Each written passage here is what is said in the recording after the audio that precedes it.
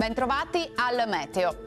Un robusto campo di alta pressione protegge il nostro territorio dalle perturbazioni. Ecco che dunque sabato 28 dicembre il tempo si manterrà buono. La situazione nel dettaglio. Sul Veneto bel tempo asciutto e stabile, sarà anche ampiamente soleggiato e il cielo, vedete, si presenterà sereno o con poche nubi a carattere sparso. Durante le ore serali non si esclude qualche foschia o nebbia sulle pianure.